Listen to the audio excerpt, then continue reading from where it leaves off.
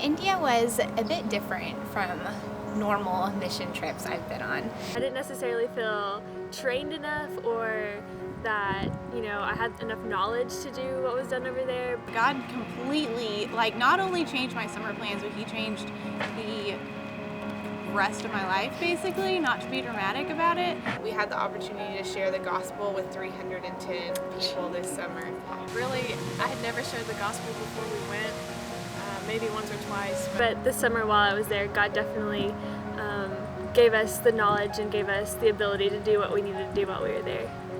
We were one of the first groups to come and work with college students. Last year's team was actually the very first. This was an awesome trip because it really teaches you how to love on people and how to just feel joy about getting to go out every single day and being able to share the love of Jesus. One thing that we got to do a lot of was go in and out of temples. The first temple that we went to was for the god, as a destroyer. And we went to the temple and apparently it was some holiday or something. People, doing sacrifices and just all these insane things. And there were so many people and they're all and this is their form of worship. All the chanting, all the noise, they're all pushing and shoving. They're trying to get the closest to the altar. It was so heartbreaking to see that because you could see how much they were seeking God. We're all searching for some higher power, some religion, something to believe in. I had the opportunity to get to know a Muslim girl. We met her in a KFC the day before Ramadan started, which is a Muslim fast. She invited our team to come to her home to break fast with her family. We got to share the gospel with her and two other girls. And then when we were at her home, we got to share the gospel with two of her friend's sisters.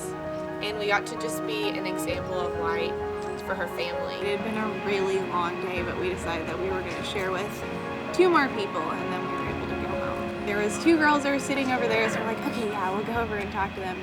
I got to present my testimony, which is something that I got to do a lot, and one of the girls, I finished sharing, and I'm like, yeah, and I am a totally different person now because of Jesus, and she's like, oh my gosh, I have goosebumps after you told me that. Probably one of the biggest things that we faced with sharing the gospel with students is a lot of apathy.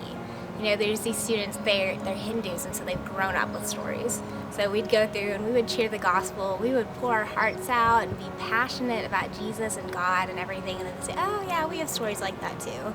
It's like, no, you don't get it. This is life, this is salvation, this is everything to us. And they're just, oh yeah, People need to be shown the true love of God and just what He did for us. I get to share with people that have never heard the gospel or that don't have a very good view of it and just completely change their perspective.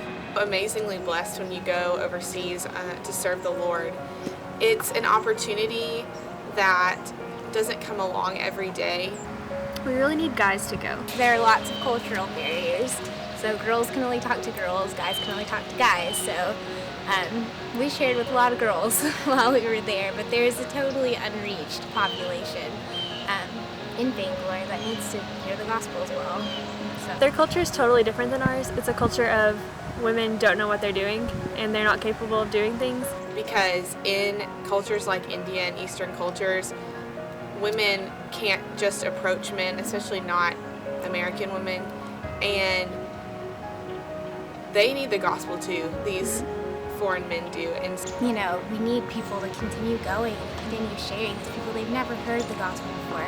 People, when you share the gospel, lots of times their eyes would light up and they'd say, oh, that was a beautiful story, or oh, that gave me goosebumps, that gave me chills. And so they would be so excited, even if it was something they didn't understand or they didn't accept. God loves everybody. That sounds so cliche. That even though I don't think I'm capable of doing something, God can do amazing things.